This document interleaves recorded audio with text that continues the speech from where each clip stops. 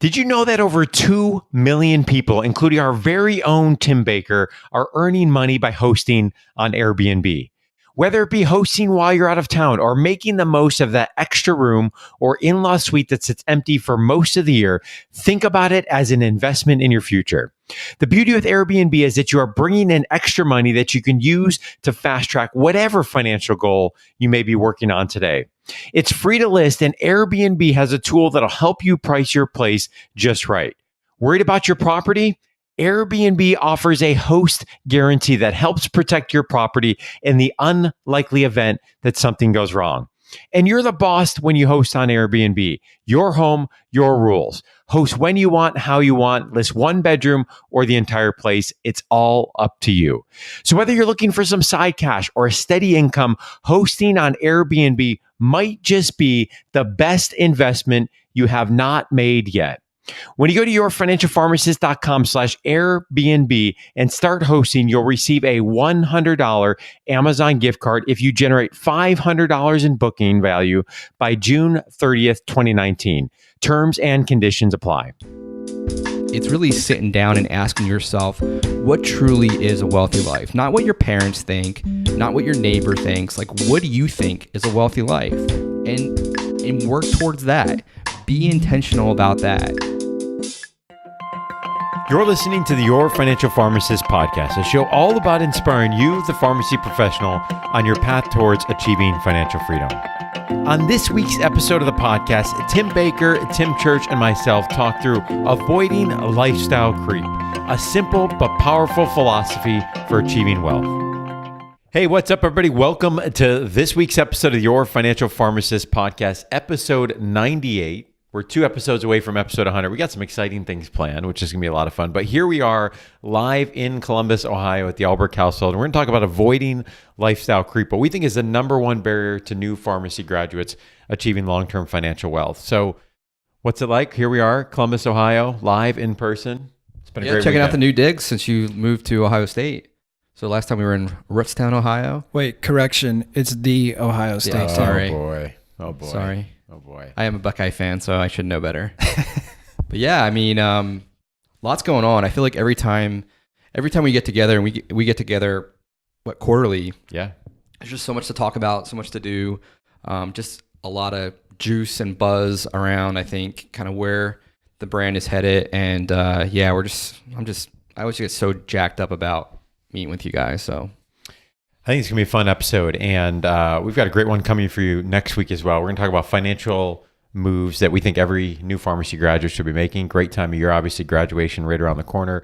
But here we're going to talk about this idea of avoiding lifestyle creep, but also we have to mention this is the first time we're doing some video on the podcast as well. So if you haven't yet done so, make sure to check out our brand new YouTube channel. We don't have a lot. I don't even know if we have a subscriber yet, but we're going to build that up over time. Yeah, we got to work on that. So you'll be seeing more video from us. That's a Tim Church goal in 2019. And so here we are in person, live in video. Kind of feel like an old man a little bit, not going to lie. I think it's Joe Rogan and Elon Musk are smoking weed on their podcast, and we're drinking coffee like old men. From a Dr. Seuss mug. Yeah, from a Dr. Seuss mug, Yeah, well, yes. Mine has brown in it, brown coffee, not brown liquor. All right, so Tim Church, let's start about just this concept of barriers to a net worth mindset. And as we think about avoiding lifestyle creep, and I think in the book 7 Figure Pharmacist, he had a really neat story that really highlighted and I think sets a tone for this topic. And that was about a pharmacist named Serena. So tell us a little bit more about Serena and some of the background and into the concept of lifestyle creep. Sure. So when we talked in the book about Serena, she was a pharmacist in her 30s. And she was doing extremely well in her career. She was residency trained, had an amazing job, and she even had a side job working at another pharmacy. So she was making a lot of money. She was making about $140,000 a year, and that was even a couple years ago, which is way beyond what the median pharmacist salary was. So if you look at kind of her lifestyle and what she had going on, she drove a really nice car. I think she had a Mercedes-Benz. She had a nice house, and she always dressed well, went on the best vacations, went out to nice restaurants. So on the outside, it really looked like she had everything together with her financial picture. But the reality is that one day she knew I was working with some personal finance and working with YFP, and she asked to talk to me about her personal situation. And basically what she expressed to me was that she was going to go into foreclosure with her home. And I just let that sink in for a minute. And I just thought, wow, she's making $140,000 a year. She's a pharmacist, so obviously she's very intelligent, knows a lot about pharmacy, but she didn't really know that much about personal finance. And she was in a situation when her second job hours were cut. She was no longer to make all of the payments that she had. She not only had a mortgage, but she had student loans, she had credit cards, she had her car payment. So she had all these payments going on. And then basically once that job was on, she wasn't able to make those. So Tim Baker, when I hear that story of Serena, I think of what the Millionaire Next Door and the Next Millionaire Next Door, in their most recent book, really outlines this concept of being income affluent versus balance sheet affluent. And when I hear Serena's story, which is true, I think for many pharmacists, no judgment, something that I struggled with as well, but making a good income, but is that income actually converting into long-term financial success? So tell us a little bit about that concept of income affluence relative to balance sheet affluence. Yeah. So, I mean, I guess the first thing when I hear a story like that is that I look at Serena's case, and even though she's in a tough situation, I respect the fact that for a very intimate subject like finance, that you're willing to like lay the cards on the table and be vulnerable, and in a position like a pharmacist or someone who's very highly educated, sometimes it's really hard to like say, I don't really know what I'm doing, or maybe the people or the ideas that I've surrounded myself with aren't necessarily the right way to go about it. So one of the things that we that I really try to impress upon clients is really shifting that mindset from income statement affluent to balance sheet affluent. So essentially, in the case of Serena, the income statement affluent, that would describe her, someone who the top line revenue is coming in $140K. We understand that that's well above the average household in the United States, but nothing's sticking. It's a sieve. The financial plan is the money that comes in goes right out. So I think part of the problem that we see, some of the issues that we see, is that pharmacists buy into that. It's like, hey, my worries are going to be all gone when I start making that income, and I have nothing to worry about. And I think one of the things that we are trying to key in on is not so fast. If I use my Lee Corso impression, not so fast with that. So I think it's shifting the mindset to balance sheet affluent, where money comes in. Income is the lifeblood of the financial plan. But what actually sticks is, growing those assets and, minimizing those liabilities and growing that net worth over time. So the balance sheet grows over time instead of money coming right in and right out. So I think having that mindset, and I've seen clients that make 140, 240 and be very much income statement affluent, where it goes in and goes right out. And I've seen clients that make 40 or 50,000 and be wealthier relative to that comparison, because they just get the fact that, hey, I'm going to pay myself first. I'm not going to, take on consumer debt, which is very predatory. Mm-hmm. I'm going to be intentional about my student debt. So, I think it's a mindset that, we'll probably talk about FOMO and YOLO a little bit later. But it's so hard to, look like not compare yourself to others and think that that's like normal. And, the Millionaire Next Door, when he studies millionaires, the millionaires aren't the people that you think are millionaires. Right. A lot of that consumerism, it's really facade. It's a house of cards, Tim Church. So, it's important to be aware of that. Yeah, this hits home for me, as I think back to the journey Jess and I took. Is 2012 was really the pivot year for us. Graduated in 2008, did residency 2009. 2012, as I look back on that journey, had earned about $500,000 of income, but had a net worth of negative 225. I mean, it's just a classic example of incomes coming in the door, but it's not being converted. Right. And we talk about this all the time on the podcast when we're doing presentations. A pharmacist's income is an incredible tool, but that tool has to be put to work towards paying down your debts, growing your long-term savings, building an income protection plan, and certainly lifestyle creep and what we're talking about here today, I think plays so much into that. Yeah, and I think like what you're talking about is it's going to be normal coming out of pharmacy school for most people to have a negative net worth. Yes. I mean, that's unfortunately the reality for most people when they start out. But I think what's more important is looking at that and looking at the change over time. You know, how much year to year is that net worth growing, trying to get to that balance sheet affluence. Yeah, and that's one of the things I like, when we talk about the financial planning, what you do, Tim Baker, is net worth is top of mind all the time, right? So I know when Jess and I log on to the platform that you use, front and center, net worth, what's growing over time. And I think that's a great indicator of your overall financial health. Yeah, when we were touring around Columbus today, I kind of went on a mini rant. So there's, Tim Albrick in the driver's seat, Tim Church in the passenger seat, and Tim Baker in the back, like a little kid ranting. And I'm like, why don't more financial planners, look at net worth? Like, why isn't that a thing? Like, I think because the industry is so focused on product and investments and things like that, I don't get it. Like it was kind of a rant that I was going on. I don't understand why that isn't more of a measurement that financial planners use to help clients, show progress and really value. I don't know. To me, again, it's like income is, our jam at YFP, planning is really, how can we help you, the client, grow and protect income, which is the lifeblood of the financial plan, and grow and protect net worth, which is what sticks, while keeping your goals in mind. And to me, like anything outside of that, like I don't get, like investments and insurance products. It's important, but it's part of that feeds into all that. So rant over. That was a rant. And, normally I have three kids ranting in the back of my minivan. And today was Tim Baker ranting in the back of the car. That. So Tim Church, let's talk about Parkinson's law, because I think that's so much of this concept of lifestyle creep is Parkinson's law. So what is that, and how does that play into pharmacists and ultimately this concept here? So this is a well-known principle, and it's been applied to many different areas. But initially, this was expressed as essentially the work will expand for the amount that you have available. In other words, however long you have to get a task or something done, that's how long it's going to take. And I think probably many pharmacists and students out there can relate to that based on when you have an exam or when you have an assignment or a project due, that sometimes people will procrastinate. And that's just human behavior to normally do that.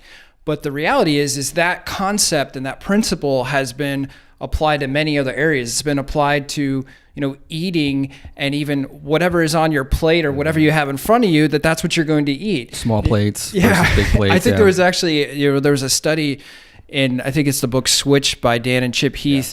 And they talked about, they were doing an experiment about people going to the movie theater, and they wanted to see what their behavior was based on how much popcorn they gave them. And what they found was they gave people old popcorn, fresh popcorn, and it didn't even matter. It mattered how much they actually put in the size of the bucket in terms of how much they had to eat. But I think that concept really is exactly what we're talking about here. Is that lifestyle creep is that tendency to spend whatever you make and even go above and beyond that.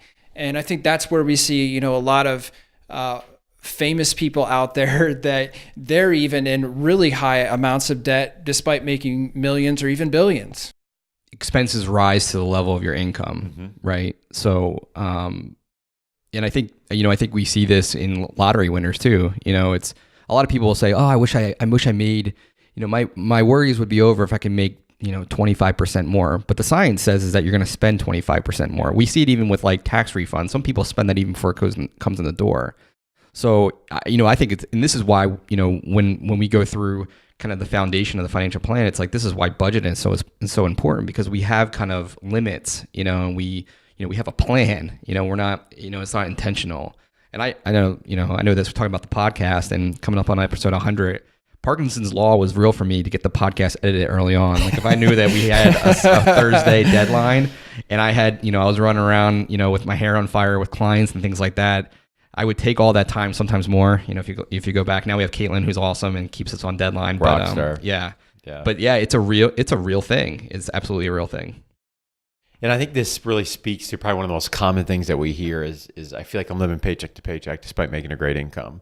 And, I think that's getting pressed even further right now as we see some salary compression happening, the job market shifting a little bit.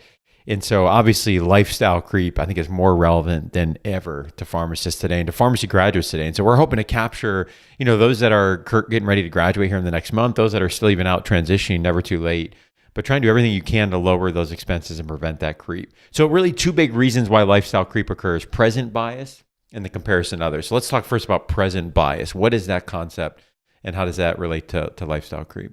So present bias is really the tendency to favor what is happening today versus what is happening tomorrow or several years down the road. There's a concept that's also been described as hyperbolic discounting, where we discount things that are going to happen in the future or that we anticipate that are going to happen. So it sort of makes sense that we want to enjoy ourselves today, whether that be with clothes, with purchases, with going out to eat, and that's the reality of kind of what's happening there. So Tim Baker, from the financial planning perspective, the concept of present bias, how do you see this play into reality each and every day while you're working on a client with the financial plan? And what are some of the strategies that you use in helping them combat some of the aspects? Yeah, it's so hard for us to really, empathize with or really even picture our 30-year older self, right? So, it's hard for us to kind of, get into that mindset. So, one of the things when we talk about goals is really to lay out what's the path, what's the success timeline, we call it. So, Tim Church, you're my client. I say, hey, Tim Church, what I want you to do is let's get into my imaginary time machine. So we get into the DeLorean and we hit the dial there for April 2021. We get out of the DeLorean, you're 2 years older, you're 2 years wiser. What does success look like? And, we do that for 5 years. We do that for 10 years. And it's hard. And at first when I would do this practice, it's like pulling teeth almost. So it's just hard for us. And the further out we get, the more it's like that image of ourselves fades. I can envision myself at, let's say I'm 36. I can envision myself at 38. Can I envision myself at 41? Maybe. At 46? No. So, but that's kind of the exercise that I started to do is I would start to put you in that age, so, I would say, you're 10 years older and 10 years wiser. And at 46, these are all the things that kind of come into my mind that I want to achieve. So I kind of backwards plan into that. And I try to transport you into that time and place, but it's hard. It's hard. And the further out it is, the more that we discount it. And I feel like, what I say is, again, we're trying to help grow and protect income, grow and protect net worth while keeping your goals in mind. And if we don't feel the push and pull between taking care of yourself today and your 30-year older self, we're probably doing something wrong. So it can't just be about pedal to the metal, spend today, and we'll just worry about it later on. But it also can't be stick your head down and achieve a $10 million net worth for a purpose without enjoying your boys grow up or or whatever that is. So it's threading that needle. Mm-hmm. and how do you do that? Well, that's what I was going to ask you. So when you're walking through this exercise with your clients, obviously this is one of the biggest points that comes up with how you manage your money, right? Because these decisions, these micro decisions that are being made are having a compound effect over time. So when you're assessing client situations, how do you ensure that both of those things are happening simultaneously? I think at the end of the day, it's just asking good questions and getting the out of the way. In reality, I joke around about that, but I think that's what it is, and really have the client or clients kind of, have a period of self-discovery. And sometimes it's not like a eureka moment. It's a process. It's a conversation. It's, hey, we kind of left it at this. Like, did you guys mull it around? And where are we at with it? What's the update? And I think having a forum, an open forum for partners or really kind of one-on-one to be able to talk through those issues becomes, it lays out a path for you. But it's not like it's the same thing as like, should I invest or should I pay down debt? It depends. It's kind of the same thing as like, it's a process, and it's not going to be a binary. This is what you should do. Right. And I think that that's one of the key concepts, is that a lot of these things, in terms of whatever the financial position one is currently in at the moment, could be a culmination of habits that have manifested over time. Compound effect. So it's not just, the individual decisions that come up. I mean, somebody could be used to spending X amount on restaurants, on clothes and things like that, month after month after month, and that's just kind of the normal. And I'm sure that that's probably sometimes hard to discuss with clients, that you have to really take a hard look at that budget and what percentage of that is going towards your net worth. Yeah, and I think this is a good time too to talk about, what can you do to be combating present bias, right? What can you be doing in your plan each and every month to actually, take some steps forward if this is something that you're struggling with. And I think for me, this comes to the concept of automation a little bit in your financial plan. Get out of your own way. Yeah, get out of your own way. And when I think about, there's just a natural human behavior that if you go out and spend money, name the thing you like to enjoy, it's a rush, right? I mean, I love buying books. I love shopping. I love doing lots of things. And that is things that you get positive feelings and reward. That is a natural human behavior. Me stashing away amount of money for 40 years into the future into my 401k, like dopamine surge is not happening, right? It's just not as exciting. I mean, there's maybe a few people that are listening. But isn't that the one example though, where it's fairly automated for everyone, especially with auto enroll these days? Because that was what I was just thinking when you brought that up is, when you talked about automation, for most people, when they started a job these days, and they have a 401k, their employer is going to automatically enroll them into a 401k. So you are completely on the sideline. You really don't have to do anything. You don't even have to pick the investment. You're probably going to be defaulted into a target fund. So the fact that you're kind of sitting on the sidelines, but then you wake up in 5 years and there's $100,000 there or whatever it is, like that's kind of what we're talking about. But to do it even more, deeply in your financial plan with regard to like other types of savings. Yeah. But that's what it is. I mean, that's a perfect example of getting out of your own way. And it's so true with a lot of parts of the financial plan. It's just sometimes the more you tinker, the more that you screw it up. Yeah, and I think this is, we talked about this in episode 57. So for those that want to go back and listen to... How do you remember these episodes? I don't know. I spent a little bit of time memorizing them. I but don't. Yeah, episode 57, automation, and we have a blog post on it as well. But for those of you that want to think about how to automate the plan and what that could look like, and we talk about sinking funds and buckets, but I think the essence of it is get out of your way. Set the plan, be intentional, and get out of the way. Yeah, you have to protect yourself from yourself. Absolutely. Absolutely. Yep.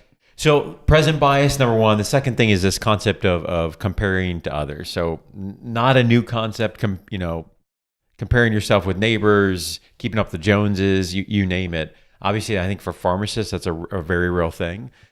So Tim Baker, talk to me about that. I mean, is that something you see with clients, this comparison to other pharmacists or peers and this need to keep up financially in whatever way? Yeah, I think so.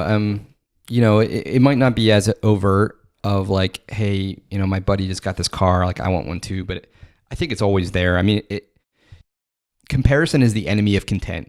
So I think anytime that you're not doing you and you're worried about what everyone else is doing, like I sound like my dad, you're going to run into some problems because there's always going to be someone out there that's more athletic than you, taller than you, smarter than you. And I think if you get caught up in that, you're never going to be satisfied. And it's so true with money as well. And the problem is, in a world where we're so connected with social media, and we're running our highlights on Twitter and Facebook and Instagram, it's a problem because we want to there's the fear of missing out, and you only live once, and all those concepts which you want to make sure that you're living an enriched life, but you want to make sure you're living your wealthy life, which sounds cliche, but maybe for some people, traveling the world is not a thing that they really aspire to. Or maybe someone that, maybe someone doesn't want to retire at age 50 or whatever it is, or buy a luxury car. But sometimes we get caught up in what everyone's doing, and we, our own values, our own beliefs start to bend. What is it, the saying is like you're the average of the five people that are closest to you, and they obviously are going to affect your exercise habits, your eating habits, your spending habits. And I think those are just things to be hyper aware of because, the reality is, again, to go back to it, the people that, from a financial perspective, that are typically the wealthiest and most content are socially indifferent to those things. And it's one of the things that, is a wealth building factor for Millionaire Next Door is they could, I'm going to say again, they could give it, what you're driving, where you're going, that type of thing. And they're doing, they're focused on their own financial plan and their own, vision of what a wealthy life is. And that's it. And I think one of the biggest misconceptions is that, sometimes when we play that out and we have that comparison to others and what they're doing, is that we think to ourselves that if we are able to do some of these things that other people are doing, to buy these purchases, to go on these vacations, that's automatically going to increase happiness level. And I think that's the biggest misnomer that comes along with it. Now, of course, some of those things will, and it may be a temporary boost in happiness, but it may not be exactly what you were looking for. Yeah, and I think the other thing too is, like, I see is, pharmacists or young couples will come to me, and they, I'll say, oftentimes when the pharmacist speaks with me, they share that they're overwhelmed with student debt or some other type of debt, and they're like, yeah, that's me, and they start to like tiptoe into like how much they actually owe, and I'm like, hit me with it. I've seen it all. Just tell me. And it might be like between the two of them, they might have $400,000 in debt. And when I say, I write, I'm taking notes and I write it down, and I think they're waiting for a reaction, and I'm not going to give it to them. But what I say to them after we kind of go through the conversation about the debt and how they feel about it is, I say, in a way, it's all relative, because I have some clients that come on and they have $800,000 in debt. I have some that come on that have zero and that actually have a positive net worth. I think that goes into this is like, if you're comparing yourself to others, not everyone is at, in the same, place financially, but we want to put ourselves there. And, I think it's just really, in my opinion, it's really sitting down and asking yourself what truly is a wealthy life. Not what your parents think, not what your neighbor thinks. Like, what do you think is a wealthy life? And work towards that. Be intentional about that. It's something that we tell Olivia is like, why did you do this at school? And she's like, well, it's because everyone else was doing it. And I'm like, no, bro. Come on, Dad. Come on. Yeah. That's not a thing. So obviously, she's 4, we're working on it, but it's, it's a lifelong struggle, like I do the same thing. Absolutely. Like, we small business owner, like I want to, make sure the business is growing and have the things that, owning your business affords. But it's also like, when you go down that path, you're like, gotta stop, cause it's not productive. Well, and I think it can be so subtle, and I think the impact of it is happening. It can be subconscious, and like what you said, just a reminder of we tend to follow the behaviors and patterns of those that we're closest with, your inner circle, and really taking a step back to say, is that true for you, and are you aware of that and what's happening? So really evaluating the impact of your neighborhood, and, evaluating the impact of your coworkers and your friends, and I think changing the point of comparison. I was talking with the students last week at Ohio State. And I think often in the pharmacy profession, it's very easy to play the pharmacist to pharmacist peer comparison game. And you see this so much with residency. Hey, I'm making 45 in residency, and my friend I sat next to for 3 years in therapeutics is making 120. Life sucks. So, I'm just going to keep riding my loans out, and I'll worry about it in 5 years, and kind of woes me. But I think if you take a step back, the median household income in the United States for a family of 4 is about $55,000 a year. So if you're a resident, single, making 45, and you change that point of perspective, how does that alter how you begin to think about your financial plan, each and every week? So finding people that can come around you to encourage you with that will be on that journey with you, to hold you accountable, to live the wealthy life, plan for the future, but also have fun today. And maybe that means a financial coach and a planner that can help you along in that journey as well. But I think that point of comparison, it really is certainly real. I think and I think that's where we hopefully think that YFP fits. we talk about empowering a community. Yes. Like surround yourself with like-minded people. That's what we want this community to be is that, kind of example of like, hey, there's other people like me that are struggling with, a question about their finances or just the direction in general. And I think that's healthy conversation. Absolutely. That's productive conversation. And I think being open, and really, I think one of the things you said is like, how do you combat this? It's like, it's almost like challenge everything. Like when we talk about, when we talk with clients that have more or less a spending problem and there's credit card, is like challenge every assumption. We live in a society that's like, well, I need this, I need that. And like, do you really need it? So challenge it from the bottom up. Obviously we need clothing and housing and food and all that kind of stuff. But, I think approaching it from like from a very basic level and then working from there is good. It's a good way to approach it. And I think hearing you talk about community is a great reminder of why we exist and what we're trying to do is to empower and build a community that is helping one another. And to be honest, without getting too sentimental, we're going to talk about this in episode 100, but that is what is most rewarding for us, is seeing that community thrive and help one another. So if you're not yet a part of the Your Financial Pharmacist Facebook group, please join us. We'd love to have you in the community, and we certainly think you have something to offer to our community, but we hope that group is there for you as well. Before we wrap up, just a reminder, if you like what you heard on this week's episode or you've been following the podcast for some time, please head on over to iTunes or wherever you listen to your podcast each and every week and leave us a review. We'd love to get your feedback and a comment as well. And again, next week, we're going to come back and talk about financial moves that we think the pharmacy graduate should be making and things to be looking out for. And then we'll be following that up with episode 100. Have a great rest of your week.